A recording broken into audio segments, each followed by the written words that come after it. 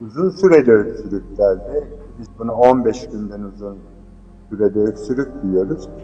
Boğmaca'nın tipik klinik tablosu olmasa bile sadece uzun sürme kriterine baktığımızda bu öksürüklerin Türkiye'de bizim çalışmamıza göre %16'sı boğmacaya bağlı.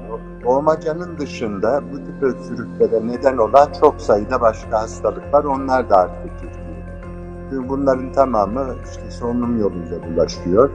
Dolayısıyla siz birdenbire bütün tedbirleri kaldırıp insanları tekrar kalabalıklar halinde bir araya getirirseniz bu hastalıkların tamamının artmasını beklersiniz zaten.